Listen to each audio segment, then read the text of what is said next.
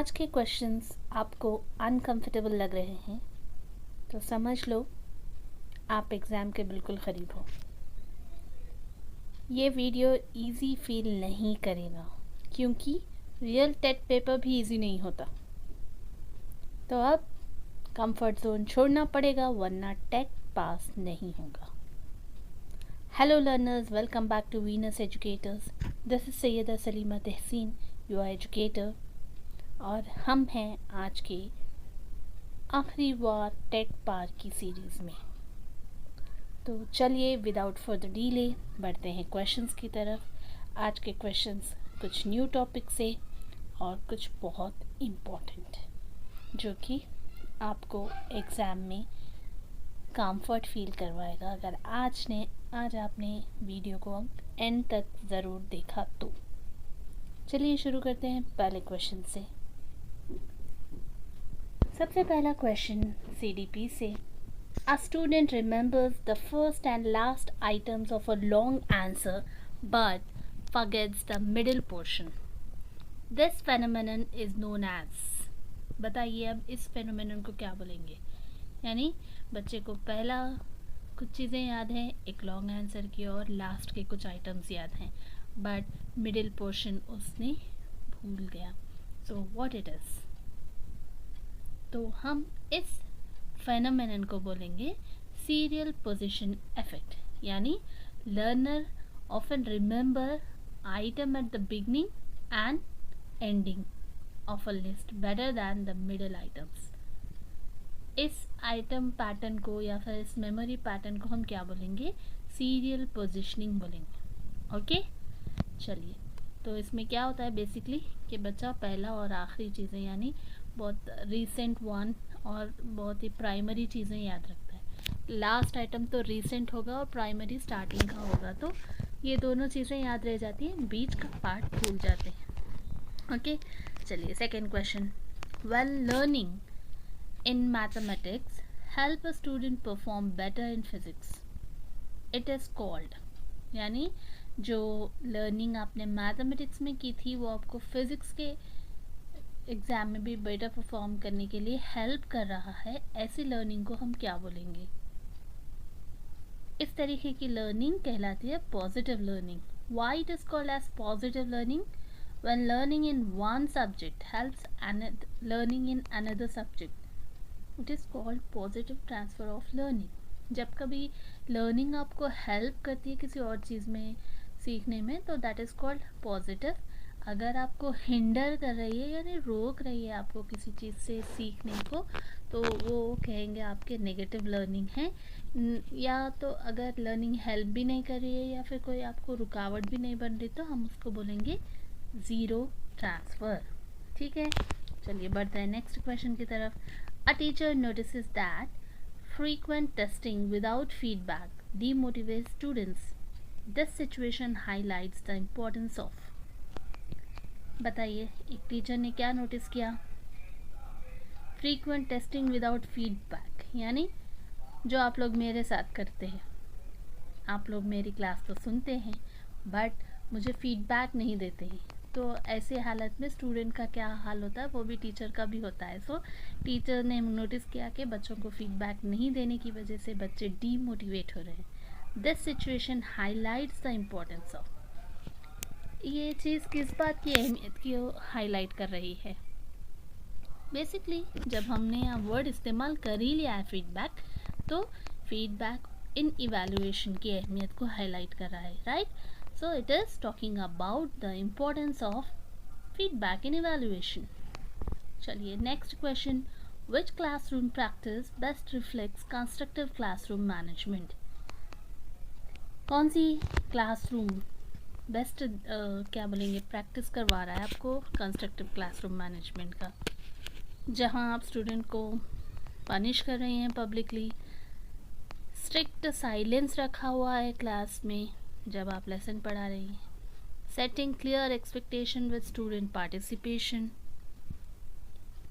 कि आप पहले से ही बच्चों से क्या एक्सपेक्ट कर रहे हैं, क्या पार्टिसिपेशन एक्सपेक्ट कर रहे हैं वो ऑलरेडी सेट है। Next remove frequent removal of students from classroom, बच्चों को हमेशा आप क्लास के बाहर खड़ा कर रही हैं. So option C will be the correct answer, where teacher is already setting some expectation with student participation. तो ये हमें बताता है कि एग्जैक्टली कंस्ट्रक्टिव क्लासरूम होती कैसी है. तो कंस्ट्रक्टिव क्लासरूम मैनेजमेंट कहाँ फोकस करेगा? रूल्स पर, क्लैरिटी पर और स्टूडेंट के इन्वॉल्वमेंट पे, ना कि पनिशमेंट्स पे या फिर उनको बाहर खड़ा करवाने पे या फिर उनके आवाज़ को दबाने यानी साइलेंस रखने में. ओके, चलिए फिफ्थ क्वेश्चन की तरफ बढ़ते हैं. A learner performs well only when learning condition exactly match those during teaching. This indicates poor. तो a learner performs well कब करता है? When learning condition exactly match those during teaching. तो जब उसको लर्निंग कंडीशंस उसकी एग्जैक्टली टीचिंग के दौरान मैच कर रहे हैं तभी वो बच्चा अच्छे से परफॉर्म करेगा, अदरवाइज नहीं करेगा. तो ये किस चीज़ को इंडिकेट कर रहा है?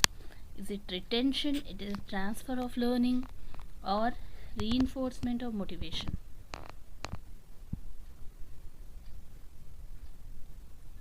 सो यहाँ है आपका B option correct, transfer of learning.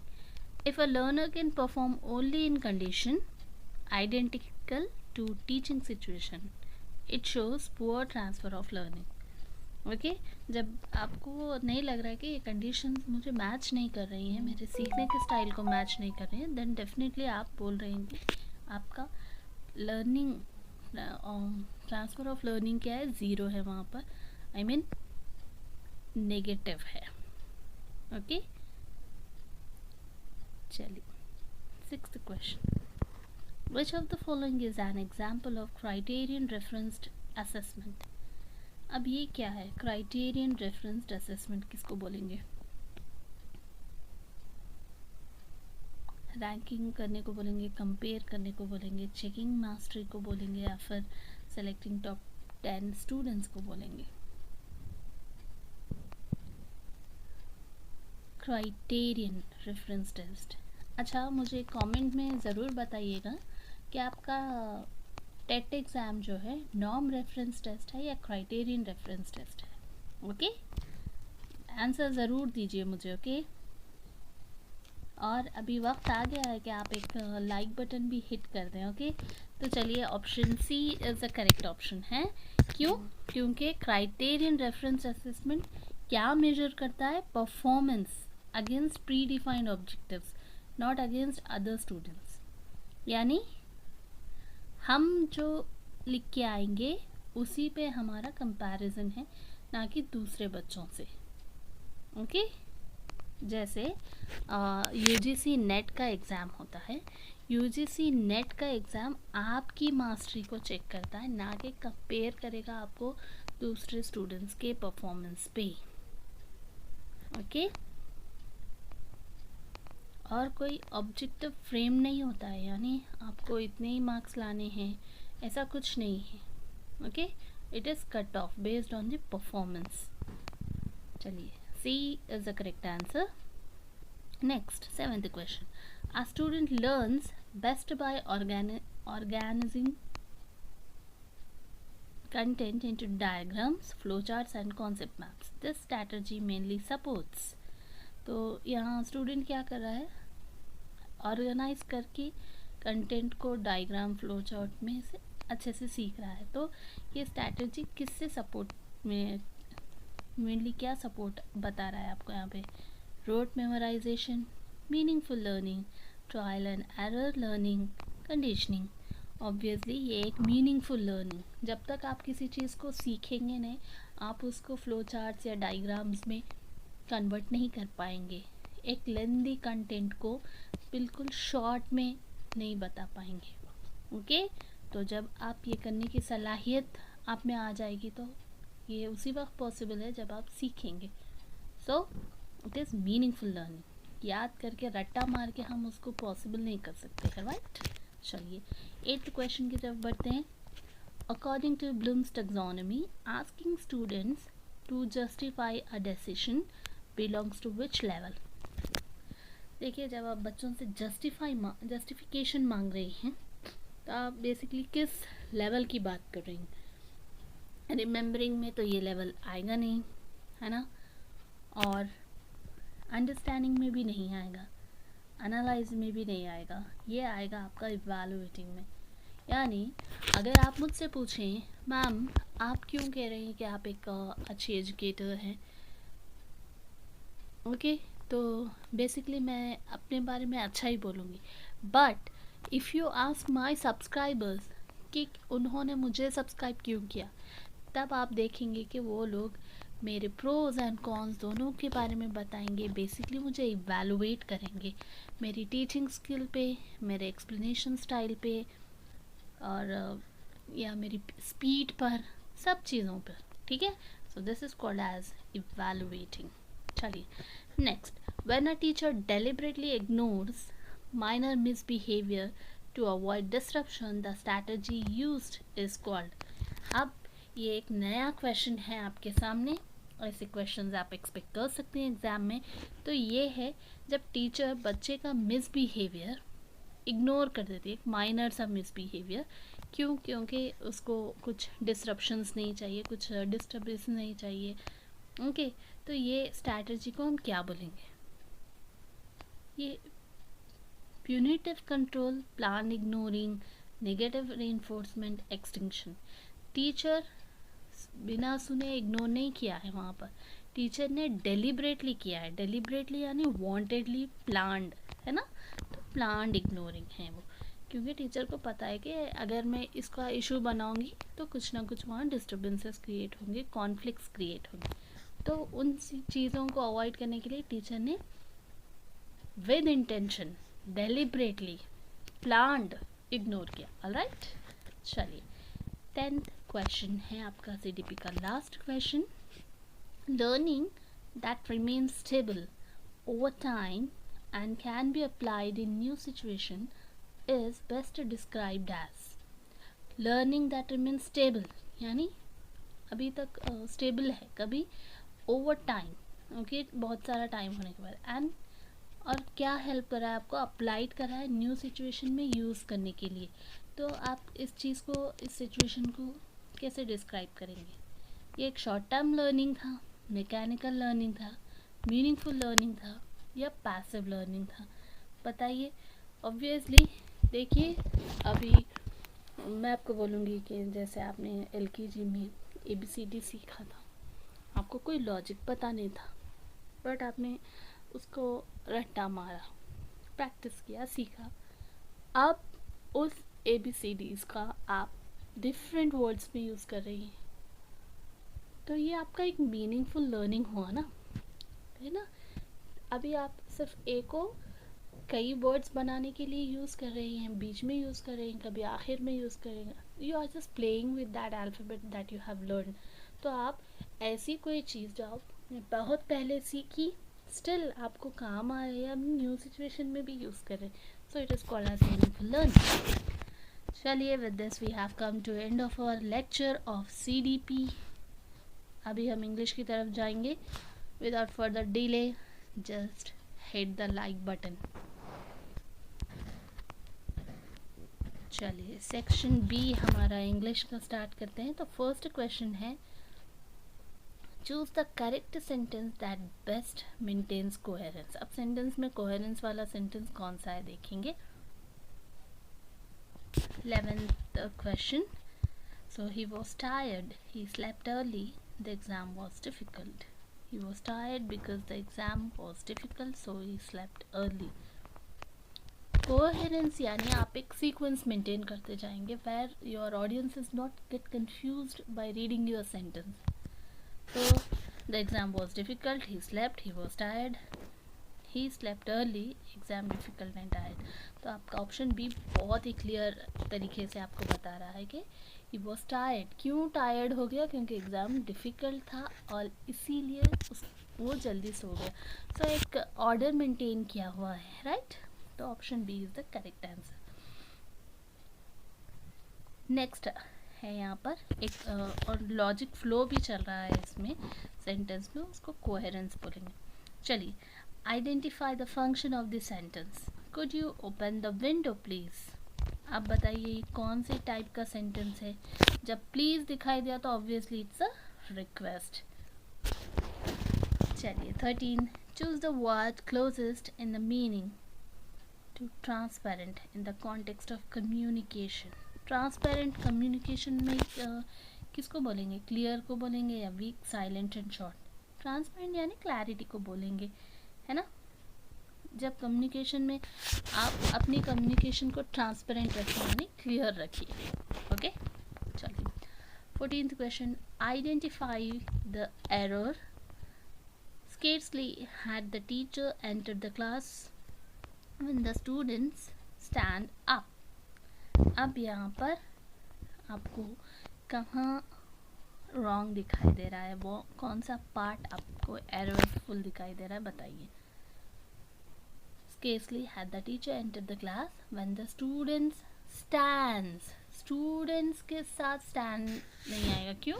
क्योंकि स्टूडेंट्स है तो प्लूरल है और एस तभी लगता है जब कोई थर्ड पर्सन सिंगुलर होता है, राइट। तो C option is the correct answer. चलिए 15th one, choose the sentence showing parallel structure. She likes reading to write and teaching. She likes reading, writing and teaching. She likes to read, writing and teach. She likes reading, writing and to teach. Obviously बहुत ही simple है। जब ing form लग रहा है requires all the items to be same. Okay, वहाँ जितने सारे read, write and teach है सबको ing आना है। So option B is the correct one. She likes reading, writing and teaching. Good. So 16th of question, identify the type of meaning in the word home in the sentence. After years abroad, India felt like home. अब ये बताइए इसमें conceptual meaning है, connotative है, कोलोकेटिव है, stylist है। अब यहाँ पर कॉनोटेटिव का मीनिंग क्या होता है? यानी हिडन मीनिंग, ओके, छुपा हुआ। हर बात में लाइक जैसे हमारे इंडियन सॉन्ग्स बनते हैं, रोमांटिक सॉन्ग्स। अब एक सॉन्ग है तेरे बिना क्या वजूद मेरा। So is it really mean कि आप वो पर्सन के डाई होने के बाद, मरने के बाद आप भी साथ मर जाएंगे? नो, यू फील लाइक अकेलापन, आपको लगेगा कि आप जी नहीं रहे हैं। ये मीनिंग निकलता है ना उन बातों का। किसी के साथ कोई नहीं मरता, राइट। तो ये छुपी हुई मीनिंग होती है ऐसी बातों में। तो होम यहाँ पर आपका कोनोटेटिव मीनिंग बता रहा है, छुपा हुआ मतलब। चलिए next question, choose the correct answer. Option, no sooner dash the lecture begin than the students asked question. तो अब यहाँ पर हैड आया चाहिए, डिड आया चाहिए, या वॉज या हैज़। तो ऑप्शन है had. No sooner had the lecture begin than the student asked question. तो no sooner हमेशा past perfect version को साथ लेता है। ओके, कभी भी याद रखिए past perfect वाला वर्ड आप no sooner के साथ हमेशा लगाएंगे। चलिए, identify the discourse marker in the sentence. The concept is difficult. However, it can be understood with practice. तो ये क्या है आपका? However क्या कर रहा है यहाँ पर? कनेक्ट कर रहा है, दो कॉन्ट्रास्टिंग आइडियाज़ को कनेक्ट कर रहा है। तो इसको हम क्या बोलेंगे? डिस्कोर्स मार्कर बोलेंगे।